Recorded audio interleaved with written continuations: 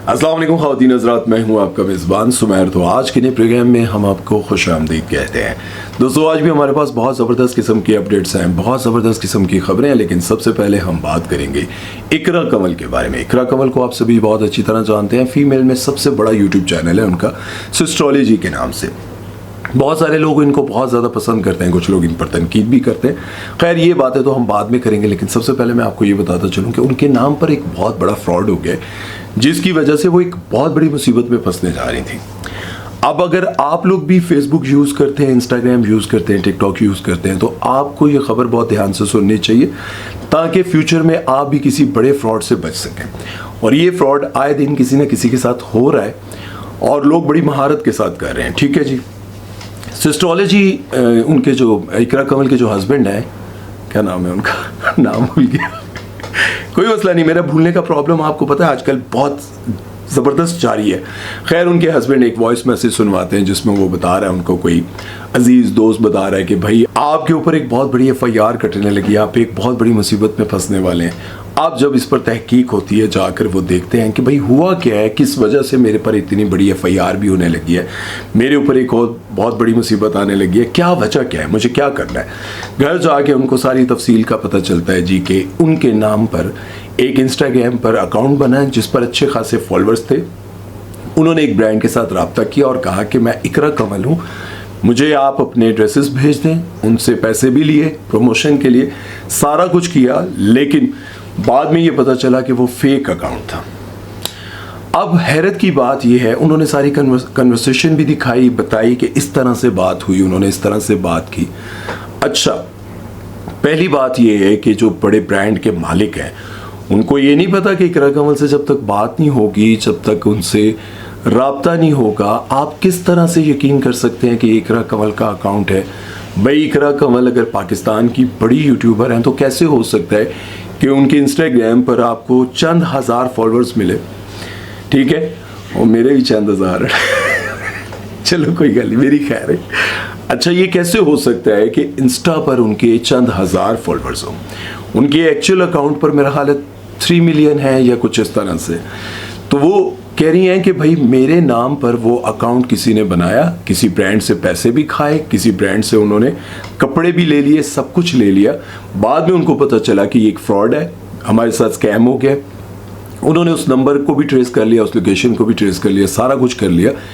लेकिन उससे पहले असल जो इनका एड्रेस था इकरा कंवल का, उस पर उन्होंने वो सारे जो है ना, जो नोटिस थे वो भिजवा दिए।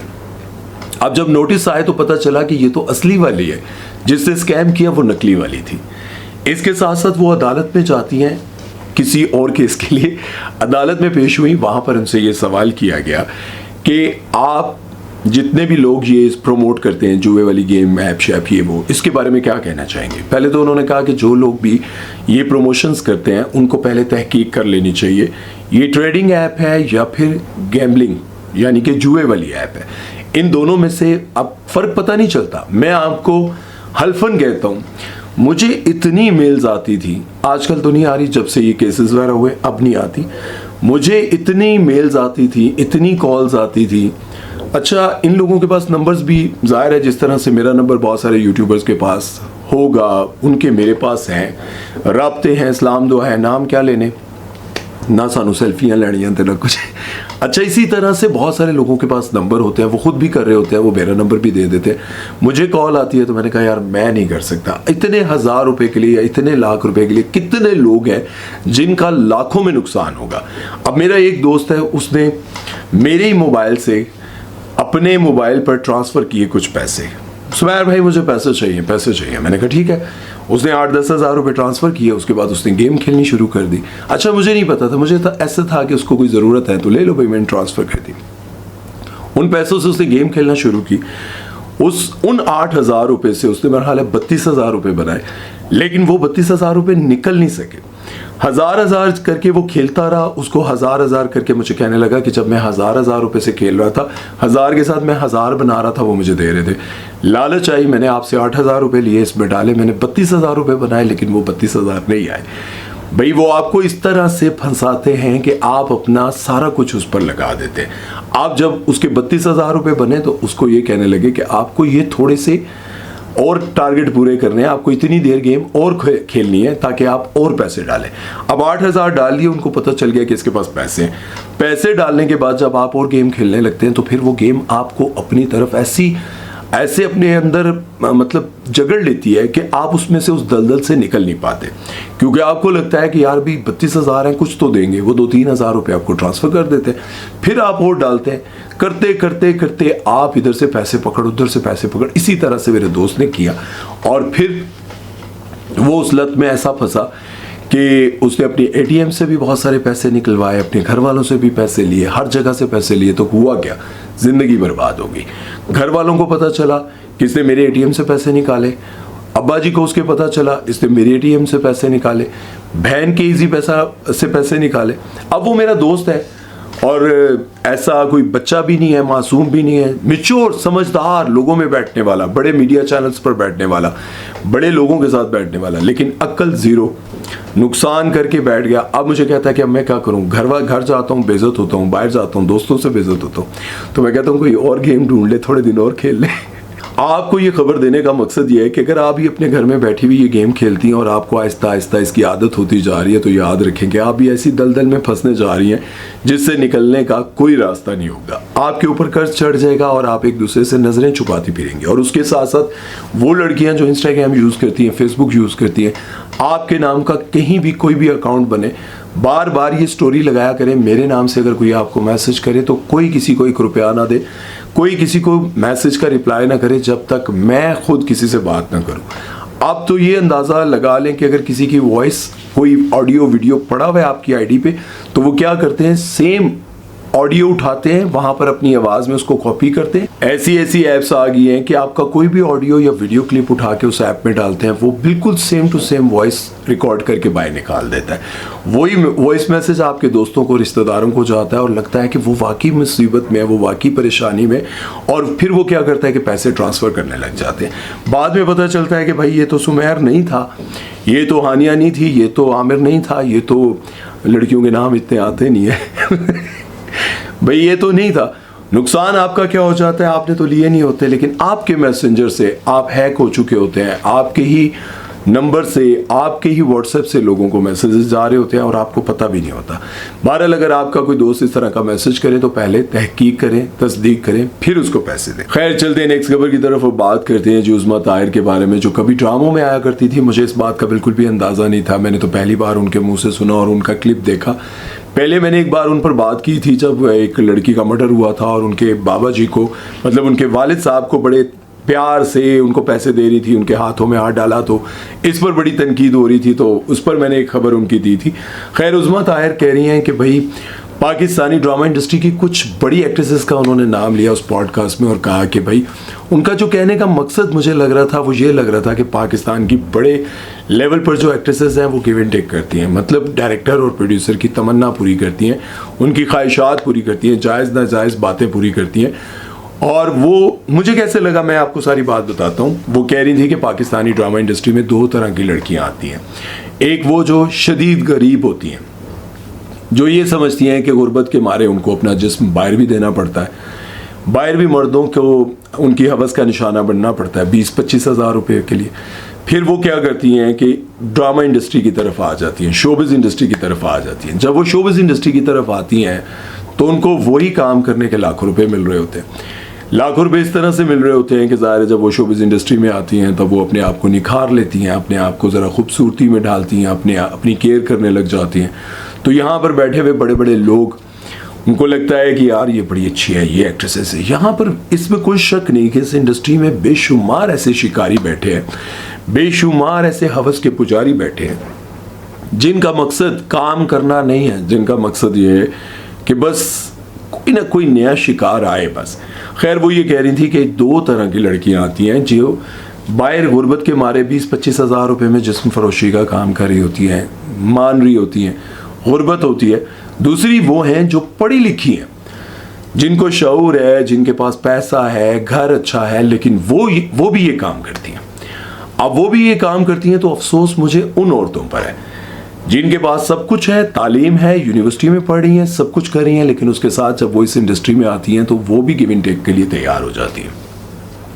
उसके साथ उन्होंने ये कहा कि जब मैं ड्रामा इंडस्ट्री में काम कर रही थी तो मैं देखती थी कि भाई मेरे साथ इतनी एक्ट्रेसेस हैं जो कि बड़े बड़े लेवल पर बड़े बड़े ड्रामे कर रही हैं, वो काम तो हम भी अच्छा कर रहे हैं, मैं भी खूबसूरत हूँ, मैं भी जवान हूँ, मेरी भी उस वक्त एज ऐसी थी 17-18 साल 20 साल, मैं भी इतने साल की थी, लेकिन मैं 5वें नंबर पे काम कर रही हूँ। और वो बहुत सारी एक्ट्रेसेस का उन्होंने नाम लिया और कुछ ऐसी भी थी जिनका उन्होंने कहा कि मैं नाम नहीं लेना चाहती, कि वो सब कुछ करके बड़े लेवल पर आ जाती थी। एक दिन मैं अपनी मम्मा के साथ गई और उन्होंने कहा कि आप अच्छी हैं, खूबसूरत हैं, बोलती अच्छा हैं, काम अच्छा करती हैं, तो आप ये बात मान लें आपको अच्छा कैरेक्टर मिल जाएगा। तो उन्होंने कहा कि नहीं भाई, मैं नहीं ये कर सकती, मैं ये नहीं कर सकती। फिर मैंने वो छोड़ा और मैं सहाफ़त की तरफ आ गई, क्राइम को मैंने देखा, मैंने शो करना शुरू कर दिया। खैर, इस पर बहुत सारे लोगों ने नीचे लिखा हुआ था कि कहने वाले तो ये भी कहते हैं कि हर तरह, मतलब चाहे आप होस्ट बने, चाहे आप न्यूज़ कास्टर बने, चाहे आप कुछ बने, नीचे सब कुछ लिखा हुआ था कि हर जगह पर आपको मानना पड़ता है। कभी चैनल के मालिक की माननी पड़ती है अगर आपके अंदर बहुत ज़्यादा ही खूबसूरती और पर्सनालिटी है, कभी आपको चैनल के मालिक को राज़ी करना पड़ता है, कभी आपको प्रोड्यूसर को मालिक राज़ी करना पड़ता है, कभी आपको कोऑर्डिनेटर को राज़ी करना पड़ता है। हालांकि कोऑर्डिनेटर ठीक है अपनी जगह, वो भी बड़ा एक खड़पैंच बंदा होता है, लेकिन बंदा या बंदी, लेकिन ये बात सच है कि वो भी बहुत सारी नई लड़कियों को वर्गलाता रहता है और कहता रहता है कि मुझे तो खुश करो ना, मैं तुम्हें लेके जाऊं, किसी से मिलवाऊं, किसी डायरेक्टर से मिलवाऊं, किसी प्रोड्यूसर से मिलवाऊं। वो भी ये सारे काम कर रहा होता है। इसमें शक कोई नहीं है कि इस इंडस्ट्री में ये सब कुछ होता है, क्योंकि मैंने आपको पहले भी बताया था कि पाकिस्तान की बड़ी एक्ट्रेसेस अपनी जुबानी कहती है। अच्छा, मुझे हैरत उस वक्त होती है जब कोई ऐसी एक्ट्रेस जो बहुत ज़्यादा बोल्ड होती हैं, बहुत ज़्यादा बोल्ड होती हैं और उनके आए दिन कोई ना कोई ऐसे वीडियो क्लिप्स आते हैं जिसमें उन्होंने ना होने के बराबर कपड़े पहने होते हैं, जब वो डांस पार्टीज़ में नज़र आ रही होती हैं, जब वो बाहर मुल्क जाती हैं तो सिर्फ वो कच्चा और बनियान में घूम रही होती हैं। मैं नाम उस तरह के नहीं ले सकता, मतलब आप अंडर गारमेंट्स में उनको देखते हैं, वो तस्वीरें बड़े शौक से लगा रही होती हैं, फिर उसके बाद वो बैली डांस और ऐसे ऐसे अंग हिलाकर दिखा रही होती हैं। किसी को कोई जो है ना वो इतराज़ नहीं होता अपनी वीडियो को लगाने पर, और उसके नीचे गंदे कमेंट्स, इन चीज़ों से कोई फ़र्क नहीं पड़ता उनको। अब फ़र्क क्यों नहीं पड़ता? क्योंकि उनको पता है ये मैं दिखाऊंगी तभी तो मेरे फॉलोअर्स ऊपर आएंगे, तभी तो लोग मुझे फॉलो करेंगे। कुछ लोग इसको आर्ट भी समझते हैं कि अब बैली डांस करके दिखाना ये एक आर्ट है। जिस तरह से डॉक्टर उमर आदिल ने कहा था कि भाई जब नरगिस डांस करती है तो मैं और मेरे आंखों से आंसू निकल आते हैं कि आई समझ कल मेरी दी पता नहीं क्या बोलते हैं, मेरी आंखों से आंसू निकलने लग जाते हैं कि कितना खूबसूरत आर्ट है इसके पास। और कुछ लोग इसको बेहयाई कहते हैं। कहाँ है बेहयाई? वो तो एक आर्ट है। नरगिस डांस करती है तो मैं उसके फन को देखता हूँ और मैं हैरान होता हूँ। अच्छा, बहुत सारे लोग फिर ना, डॉक्टर उमर आदिल साहब बड़े पढ़े लिखे लोग हैं, बड़े तालीम याफ्ता हैं, बड़े ये हैं, बहुत बड़ा इंसान है, लेकिन इस तरह की बातें जब सामने आती हैं तो फिर वही लोग उनको नीचे गालियां भी लिख रहे होते हैं। मतलब अवाम की कोई समझ नहीं आती यार। जैसे अगर मैं किसी बात पर ये कहूँ, मैंने एक प्रोग्राम किया जिसमें मैंने ये कहा कि यार रजब भट्ट की जो बीवी ईमान, अभी तक तो बीवी है, रजब भट्ट की बीवी ईमान ने कहा कि भाई मैं इसके साथ नहीं रहना चाहती और ना मैं, मतलब इसकी जो गलत हरकतें हैं वो तो अपनी जगह। उसके साथ उसे कहा कि मेरा बेटा व्लॉग में ना आए, मैं खुद व्लॉग में नहीं आना चाहती, मैं बिल्कुल अपनी लाइफ को प्राइवेट रखना चाहती हूँ। फिर वही ईमान जो है आज व्लॉग भी बना रही हैं, वो टिकटॉक भी बनाती हैं, रील्स भी बनाती हैं, प्रमोशंस भी करती हैं। अब वो खुद भी आ रही हैं तो एतराज़ तो शोहर के साथ था, फिर खुद क्यों कर रही हैं? अब जब मैंने ये बात की तो लोगों ने कहा आपसे ये उम्मीद नहीं थी। भाई मैंने तो जेन्युइन बात की है कि जब आप शोहर के साथ एतराज़ करती है कि मैंने व्लॉग में नहीं आना, मैं आपके घर में इसलिए नहीं रहती, वहाँ पर व्लॉग हो रहा होता है, फलां हो रहा होता है, मैं अपने बच्चे को नहीं लाना चाहती, सारी बातें हो गई, फिर उसके बावजूद मुझे ये बताएं कि आप खुद क्यों शुरू करें। अब मेरा सवाल जो था वो एक जेन्युइन सवाल था और मैंने लोगों से पूछा। इस पर लोगों ने कहा कि आपसे ये उम्मीद नहीं थी सुमैर भाई, मैं आपको बहुत अच्छा समझती थी, लेकिन आप ही, भाई सवाल तो जेन्युइन है। इसी तरह से जब डॉक्टर उमर आदिल को आप सपोर्ट करते हैं, कहते हैं कि बहुत अच्छे और पढ़े लिखे इंसान है, हमें इनसे बहुत अच्छा सुनने को मिलता है।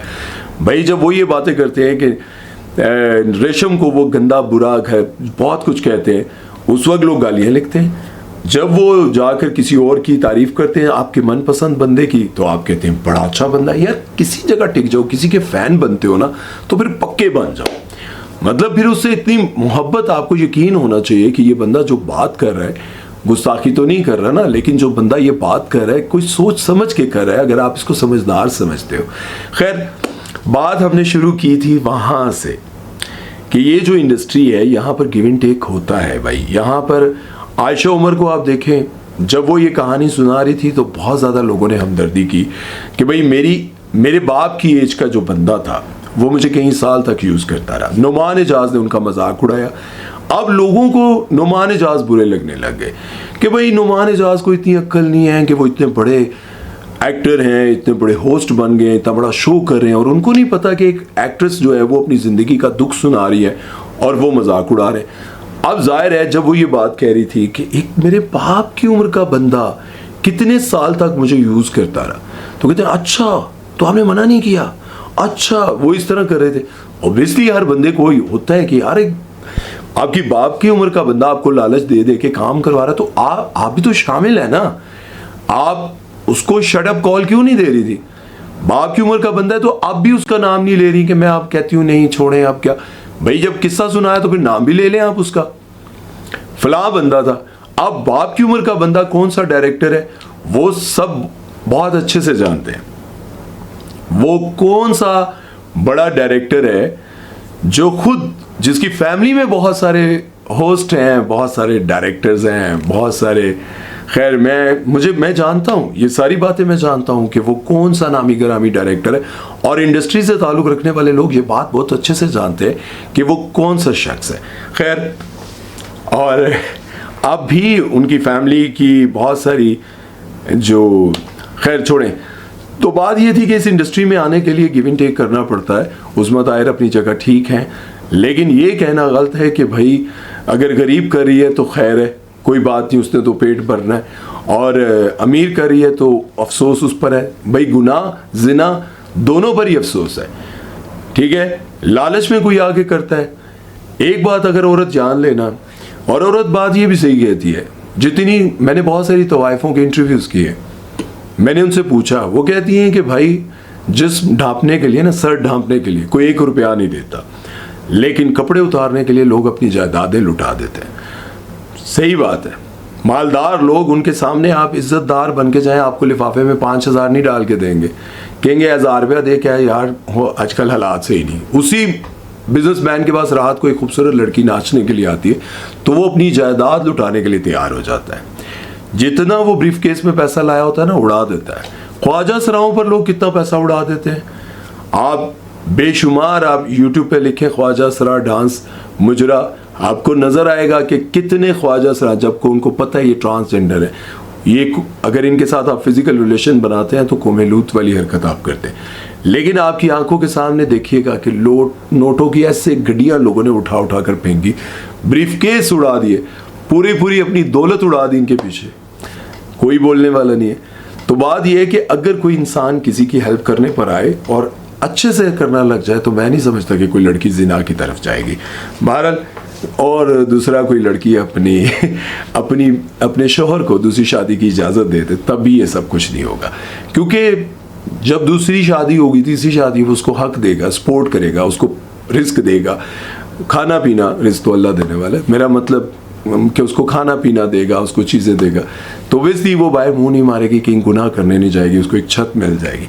तो मैं तो यही कहता हूँ कि बीवियों को इजाज़त देनी चाहिए शौहरों को, अगर वो अफोर्ड कर सकते हैं तो उसे कहें कि बाहर फ्लैट पर अपने ना खूबसूरत लड़कियां ना रख, बल्कि ये कर कि अपने उस फ्लैट में अपनी बीवी रख ले, निकाह करके उसके साथ रह, ये गुनाह ना कर। काफ़ी बुढ़े मैं देखे, बहुत सारे बुढ़े मैंने देखे हैं जिन्होंने 4-4 फ्लैट्स जो है ना 4-4 लड़कियों को लेके दिए हुए। यकीन करो, चलने ठीक से नहीं होता, लेकिन खूबसूरत तरीन लड़कियां उनके साथ फिट है, क्योंकि गाड़ी, पैसा, सब कुछ मिलता है। खैर, चलते हैं नेक्स्ट खबर की तरफ। ये खबर तो बहुत लंबी होगी। बात करते हैं जी सहर हाशमी के बारे में। सबसे पहले तो मुझे ये बात समझ में नहीं आती कि इंडस्ट्री की जो खूबसूरत लड़की है वो फैसल कुरैशी को फैसल भाई कह देती है, समझ से बाहर है। शो था, उस पर मैं फैसल भाई से मिली थी। फैसल भाई वो यूं दुआ करे थे, उस दिन मैच था, उस दिन मेरी पहली दफ़ा मुलाकात हुई थी फैसल भाई से। सबसे पहले तो मुझे फैसल भाई ने एक दफ़ा ये बात समझाई थी, फैसल भाई को ना मुझे ऐसे पकड़ना था और फैसल भाई यूं था और मैं यूं। तब भी मुझे फैसल भाई ने सिखाया था मतीरा को ढूंढ लिया कोई ऐसा प्यारा हैंडसम, ये भाई जैसा है, भाई मटेरियल है, भाई मटेरियल है। कोई छोटी से छोटी लड़की जो है वो दानिश तैमूर को दानिश भाई नहीं कहती। कोई खूबसूरत से खूबसूरत लड़की जो है वो फिरोज खान को फिरोज भाई नहीं कहती। लेकिन जितनी खूबसूरत लड़कियां फैसल कुरैशी के साथ हीरोइन आती हैं, लेकिन उसको फैसल भाई कहती हैं। अकल मेरी समझ तो बाहर है। हालांकि एक वक्त था जब मैं इंडस्ट्री में ये सुना करता था कि फैसल कुरैशी, एजाज असलम, हुमायूं सईद, अदनान सिद्दीकी ये बहुत बड़े शिकारी हैं। मतलब सुनने को मिलता था यार। ये मैं नहीं कहता, मायरा खान खुद कहती हैं कि भाई मैं जब इस इंडस्ट्री में आई तो सबसे पहले मुझे कहा हम हुमायूं सईद से बच के रहना। अदनान सिद्दीकी, एजाज असलम, फैसल कुरैशी और कुछ और भी लोग थे जिनके बारे में ये कहा जाता था बहुत बड़े शिकारी हैं इस इंडस्ट्री के भाई, जो भी आएगा इनके हत्थे चढ़ जाएगा। मतलब खूबसूरत बंदा। खैर वो ये कहती हैं कि मैं जब दानिश तैमूर के साथ काम कर रही थी तो दानिश के साथ रोमांटिक सीन करने के लिए ना मैं बहुत हिचकिचा रही थी। मुझे ना बड़ी वो हो रही थी कि यार दानिश के साथ, क्योंकि दानिश का एक ऑरा है और भाई दानिश का एक वो एंग्री यंग मैन वाला, उसको देखकर तो उसकी आंखों में आंखें डाल के ना रोमांटिक सीन करने नहीं होता, बड़ा मुश्किल लगता है। तो मुझे ना फैसल भाई ने एक ट्रिक सिखाई थी कि आप ना जब किसी की आंखों में आंखें डाल के सीन करना पड़े ना तो उसके इस जगह देखना है और तब आपने वो रोमांटिक सीन करना है। अगर उसकी आंखों में आंखें आप डाल रही हैं तो फिर आपको ज़ाहिर है 4 लोग भी खड़े हैं, वो सीन भी ऐसा हो रहा है, फिर उस सीन में आपको हंसी भी आ रही है, तो 4 लोग देखते हैं तो फिर हंसी तो आई जाती है कि भाई ये वाला सीन था तुसी लादा ही करा लेना सी। लेकिन वो ये कहती हैं कि हमें ट्रिक फैसल भाई ने बताई कि यहाँ देखना है, यहाँ जब तुम यहाँ देखोगी ना तो तुम्हें उसकी आंखों में नहीं देखना पड़ेगा। खैर अब सोचने की बात यह है कि जो हमारे यहाँ रोमांटिक सीन हो रहे हैं, आपने मन मस्त मलंग देखा था। मन मस्त मलंग कौन सा ड्रामा था? वो वाला दानिश तैमूर का। उसी में तो वो सीन्स थे जिस पर मैं बोला था, मैंने कहा यार ये क्या दिखाया जा रहा है यार, ये तो मुझे लग रहा है कि जैसे मैं कोई स्टार प्लस देख रहा हूँ, ऐसे लग रहा है जैसे मैं कोई इंडियन फिल्म देख रहा हूँ, या मैं ऐसे लग रहा है मैं कुछ देवर भाभी वाला सीन देख रहा हूँ कि राती जड़ा है वो भाई निकल गए और देवर जो है ना उसने भाभी को पकड़ ली है। मतलब ऐसा सीन लग रहा था उसको देखकर यार। वेरी सॉरी टू से भाई, मुझे ये लगा कि मुझे इसके बारे में बोलना चाहिए। लेकिन देखिए हैरत की बात क्या है, वही एक्ट्रेसेस सहरा हाशमी की एक्टिंग बहुत अच्छी है, मैं ये कहता हूँ उनकी पर्सनालिटी बहुत अच्छी है, खूबसूरत है, पढ़ी लिखी है। लेकिन ये बड़ी हैरत की बात है कि ये जब किसी इंटरव्यू में बैठेंगी तो बताएंगी मेरी फैमिली बहुत पढ़ी लिखी है, मेरी फैमिली में बहुत बड़े बड़े डॉक्टर्स हैं, मेरी फैमिली में बहुत बड़े बड़े लोग हैं, हम बहुत मालदार लोग हैं, हमारा बैकग्राउंड बड़ा स्ट्रांग है, हमारे घर में बड़ी सख्तियां थी। ये जितनी भी एक्ट्रेसेस हैं सब ने ये कहा। एक वक्त था हमारा दुपट्टा उतरता था तो हमारी दादी हमारे बालों से पकड़ लेती थी, हमारे भाई इतने सख्त थे हम घर से निकलती थी। वही एक्ट्रेसेस आज इंग्लैंड जाती हैं, अमेरिका जाती हैं, कहीं भी जाती हैं तो उनके कपड़े बिल्कुल ऐसे ना होने के बराबर होते हैं, कच्चे पहने होते हैं भाई। और वो अपर भी उनके टॉप्स भी ऐसे होते हैं कि बंदा देख के कहता है यार ये क्या पहना हुआ है इसने यार। ठीक है, ये चीज़ें देखकर तो यकीन नहीं आता कि ये वही इंटरव्यू वाली लड़की हैं। खैर सहरा हाशमी भी ये सारे सीन्स करने के बाद एक दिन मुझे लगता है कि किसी इंटरव्यू में आएंगी, कहेंगी हमारे घर में बहुत सख्ती थी क्योंकि हमारे घर में सब बहुत ज़्यादा पढ़े लिखे थे। वो अलग बात है कि मीरा जी की तरह हमें इंग्लिश नहीं आती थी। मीरा तो खैर कहती है कि भाई हमारे घर वाले तो बहुत सख्त थे। हीरा मानी कहती है मेरे भाई बहुत सख्त थे। उसके बाद बेशुमार लड़कियां जो ये कहती थी मेरे घर वाले बहुत सख्त थे, मेरे घर वाले बहुत सख्त थे। लेकिन क्या होता है कि सख्त होने के बावजूद ये जब रोमांटिक सीन करते हैं तो हमें यकीन नहीं आता। बहरहाल सबसे बड़ी बात यह है कि आज के इस खबर में कि फैसल कुरैशी को सब भाई क्यों कहते हैं, और फिरोज खान और इन सब को एज का फर्क मत कहिएगा। अगर आपको लगता है तो फिर हुमायूं सईद को भी हुमायूं भाई कहना चाहिए, अदनान सिद्दीकी को भी अदनान भाई कहना चाहिए। अदनान भाई उनको भी बहुत कम लोग कहते हैं। फाद मुस्तफ़ा को भी, फाद मुस्तफ़ा से भी बहुत छोटी होती है ना, तो उनको भी कहना चाहिए। फाद भाई बहुत जो है ना ऐसे नहीं भाई, सिर्फ फैसल कुरैशी को और कुछ और लोग हैं, और पता नहीं उनको अच्छा लगता होगा या बुरा लगता होगा, लेकिन क्या वजह है। हो सकता है कि फैसल भाई की जो है ना भाभी जो हमारी है वो साथ साथ हो, उनको देख कर वो कहती हो रोमांटिक सीन करने के बाद फैसल भाई आपने सीन बहुत मजे का किया, बहुत अच्छे सीन किया। अच्छा, एक हमारे इंडस्ट्री के ऐसे एक्टर थे जिनको अल्लाह ताला जन्नत फिरदौस में जगह अता फरमाए, सुल्तान राही साहब, वो कहते थे कि जिस भी एक्ट्रेस के साथ वो काम करते थे उसको कहते थे शाबाश बेटा, बहुत ज़बरदस्त। अब लोग इस पर भी एतराज़ करते हैं कि यार क्या मतलब ऐसा सीन होता था, रोमांटिक सीन और बारिश वाला गाना, सब कुछ करने के बाद राही साहब उसको कह देते थे शाबाश बेटा। लेकिन एक और हैरत की बात बताऊं, सुल्तान राही साहब ने अपनी बेशुमार फिल्मों में लड़की नाच नाच कर पूरी फसल तबाह कर देती थी भाई, मुटियारें भाग नाच नाच कर सारी की सारी फसल तबाह कर देती थी, लेकिन राही साहब उनकी तरफ पलट कर नहीं देखते थे, यूं ही खड़े होते थे। तो मैं ये समझता हूँ कि फिर बेटा वो कह सकते हैं उन्होंने देखा ही नहीं कि वो कैसे नाच रही है। बहरहाल आज तक के लिए इतना ही। उम्मीद है कि आज का ये प्रोग्राम बातें आपको अच्छी लगी होंगी। हम तो दिल की बातें करने आते हैं, आप लोग सुनते हैं इसलिए हम सुनाते हैं, अच्छा लगता है। और जब मैं कमेंट्स पढ़ता हूँ तो मुझे बहुत खुशी होती है। अपना ख्याल रखिएगा, दुआ में याद रखिएगा। सुमैर चौधरी को दीजिए इजाज़त। अल्लाह हाफ़िज़।